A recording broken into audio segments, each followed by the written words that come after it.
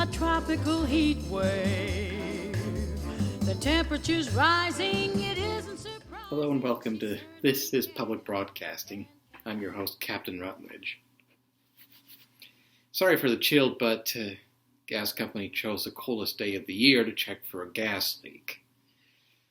All I can do in the meantime is bundle up and think of warm thoughts. Maybe I'll see what's on the radio. That should help with warming up.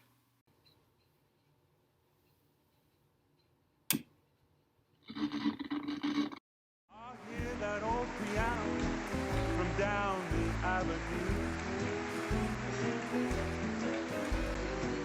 I smell the pine trees. I thought they never played this show on the radio anymore. It's a wonderful night. You're back with me. A Prairie Home Companion was a radio show that aired on NPR, PBS's pretentious younger sibling, from 1974 until 2016. Featuring Garrison Keillor as host, the show featured comedy, music, and bits of nostalgia that harkened back to the golden age of radio. Ah, now I see. Plot convenience radio. Anyhow, to understand a Prairie Home Companion, we must first look at the man behind the show, Garrison Keillor. Gary Edward Keillor was born in Anoka, Minnesota in 1942 and grew up in a fundamentalist Christian household where the only allowed forms of entertainment were radio and song. Growing up, Keillor's biggest inspirations were Arthur Godfrey and news anchor Cedric Adams. After graduating from the University of Minnesota, he began working for Minnesota Educational Radio. From 1969 to 1973, Keillor hosted The Morning Show, recorded from the campus of St. John's University. The program later changed its name to A Prairie Home Morning Show, and was known for featuring pop music during its run, as opposed to the classical music featured on Minnesota Public Radio at the time. Because of this, Keillor and the station heads used to frequently butt heads, one altercation forcing Keillor to make a 7-month hiatus in 1971. In many ways, the morning show served as a prototype for Keillor's future in radio. There were eclectic music playlists, fake commercials, and interviews with fictional characters, along with Tom Keith working behind the scenes. Then in 1973, after writing an article about the last Grand Ole Opry program recorded at the Ryman Auditorium, Keillor came up with a new idea for a radio show. This new show became a Prairie Home Companion, presented by Keillor and featuring live musicians and comedy skits performed in front of a live audience. The show premiered on July 6, 1974, broadcast from Macalester College in St. Paul.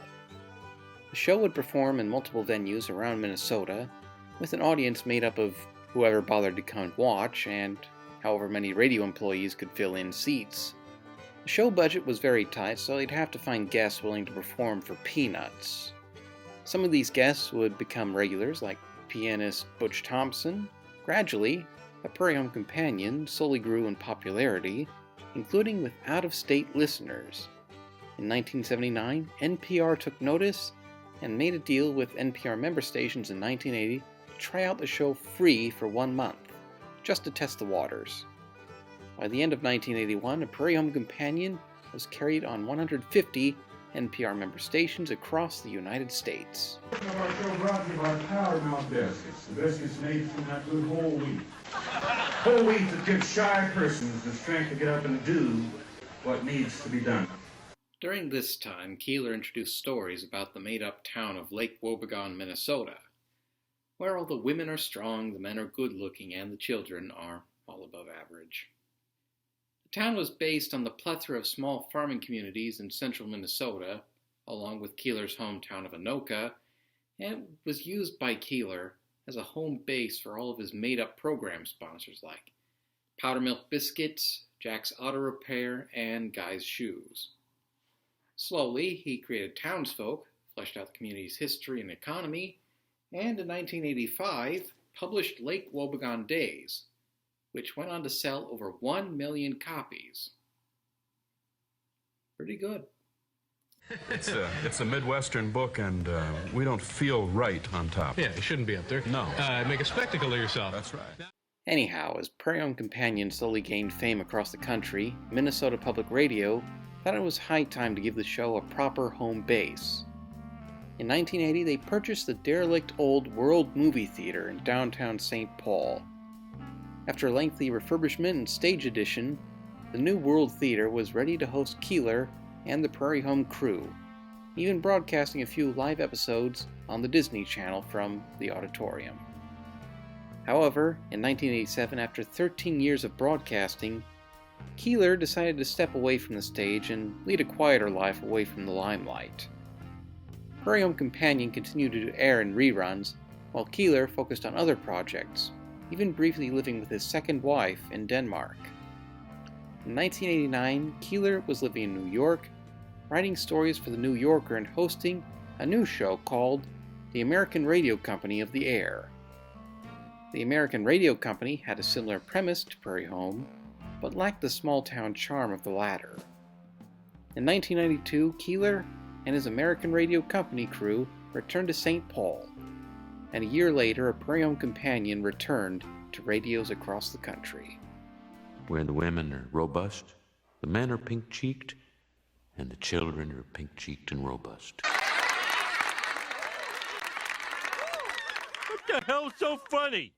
There were a few changes in the new iteration of Prairie Home Companion. For one, a new cast of regular performers joined Keillor on stage.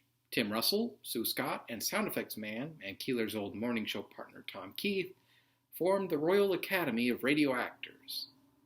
The World Theater, the show called home, changed its name to the Fitzgerald Theater in honor of St. Paul native F. Scott Fitzgerald.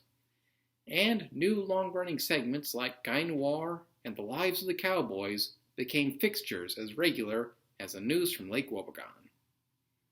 Also, how do you pronounce Piscatawataquatimagan? I hear that old piano from down the avenue.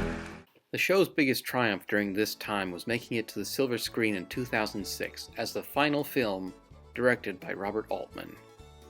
The film version of A Prairie Home Companion featured Garrison Keillor as himself, along with Tim Russell, Sue Scott, and Tom Keith in minor roles, with big Hollywood personalities like Meryl Streep, Lily Tomlin, Kevin Kline, Lindsay Lohan, Woody Harrelson, John C. Reilly, and Tommy Lee Jones co-starring. The movie had a successful limited release and favorable reviews. Well worth a viewing for any Prairie Home Radio fans. It's almost just about the only thing that really works sometimes, and that is duct tape. More of a Prairie Home Companion here in just a moment. And the soundtrack, the soundtrack. Well worth pawning my gold watch and chain for. Keillor regularly took Prairie Home Companion on tour across the United States, with Fred Newman filling in for Tom Keith. Most of my viewers likely remember Fred Newman for his performances on Between the Lions. Oh, hey.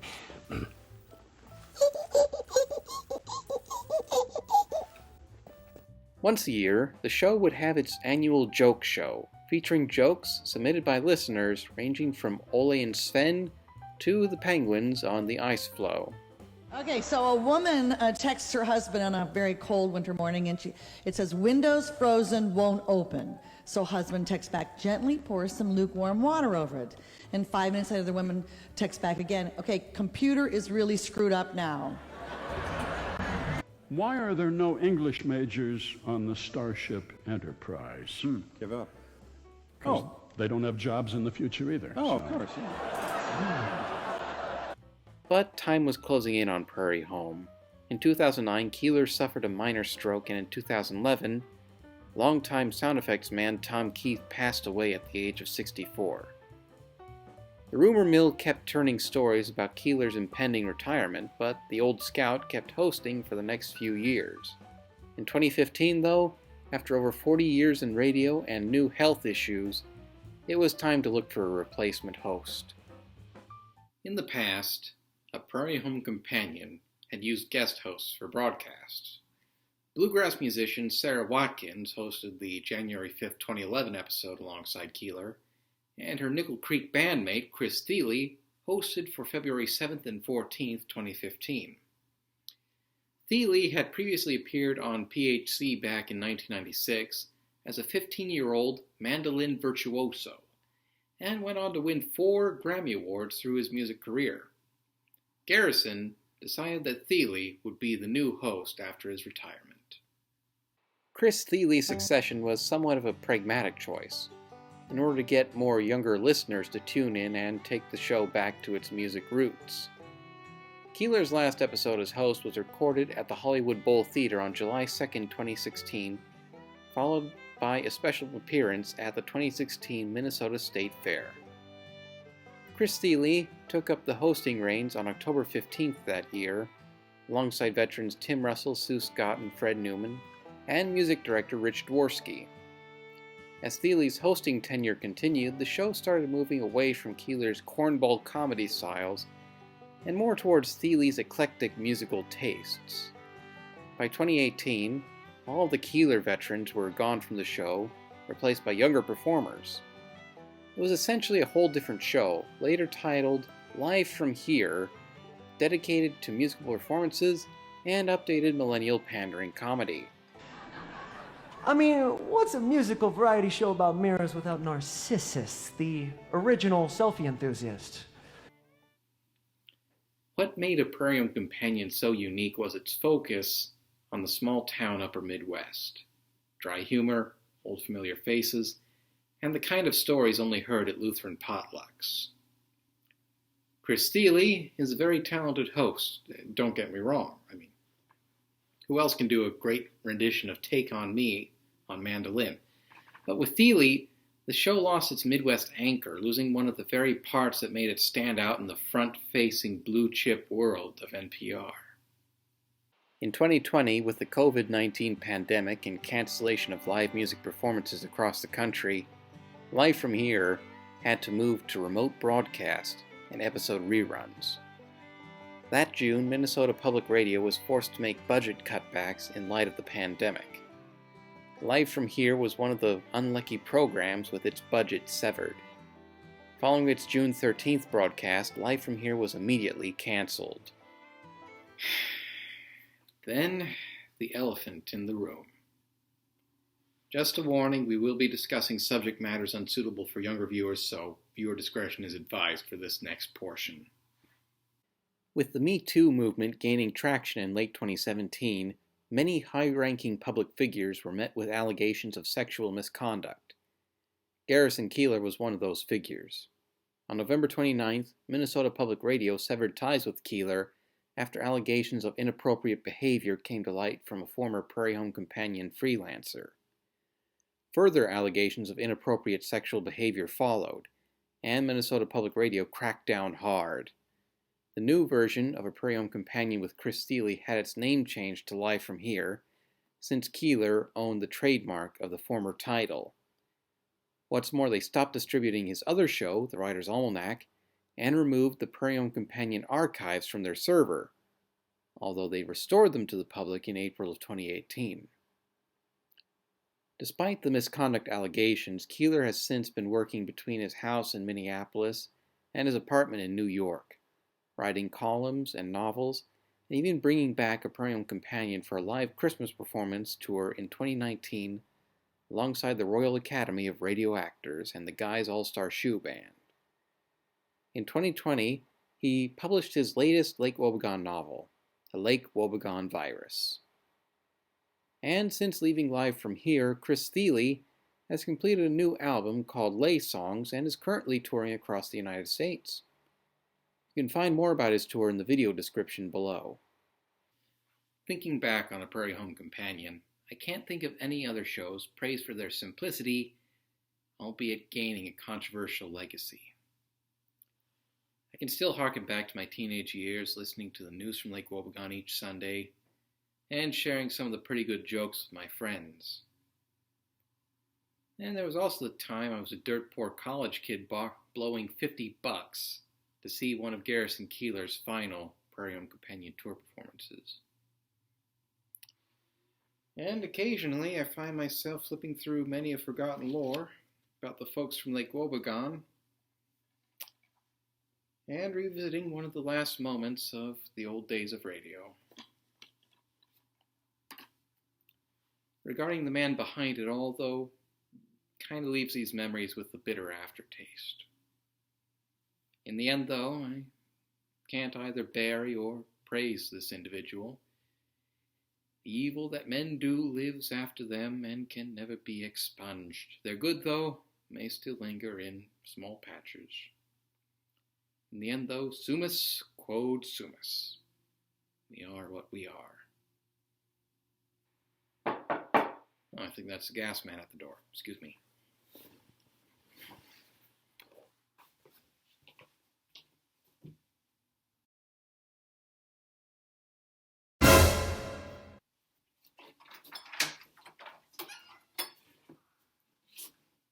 Around the corner, first store on the left.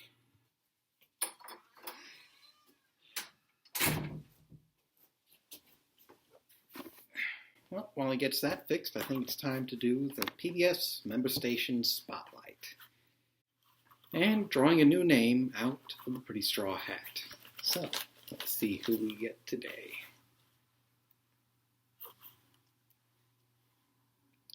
Well, it's down to the Southern Great Plains with Oklahoma Educational Television Authority.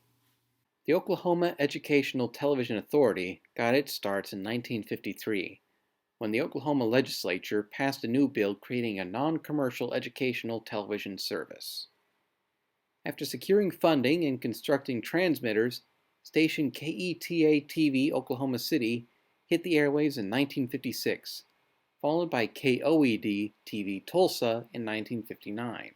Both stations were members of National Educational Television, but in 1970 switched over to the newly created Public Broadcasting Service.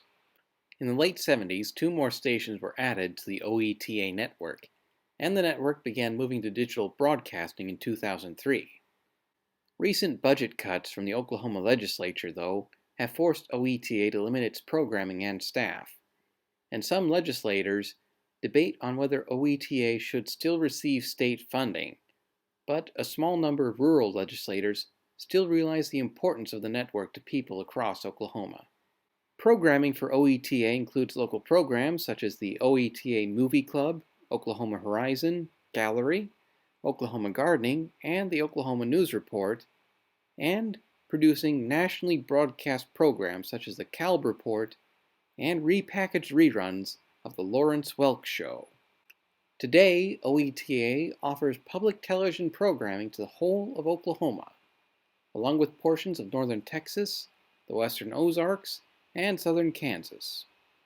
If you are in the state of Oklahoma, you can tune in to OETA on these stations, with World on the .2 channel, Create on the .3 channel, and PBS Kids on the .4 channel.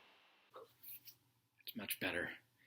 Well, thank you to everyone for watching, and I hope you enjoyed this video. If so, feel free to like, subscribe, and share, ring the bell, follow on Twitter. Also, don't forget to support your local public television and radio stations, so more programming related to a Prairie Home Companion can find its way to your own radio sets. And until next time, keep your feet on the ground, your head held high, pray for rain, and keep the humor dry. I'm Captain Rutledge. Good day. Come on, pal. Let me buy you a drink. Also, how do you pronounce Piscatawada water? I'll try that again. Piscatawada quadi morgan. Piscatawada quadi morgan. Piscatawada quadi morgan. Okay.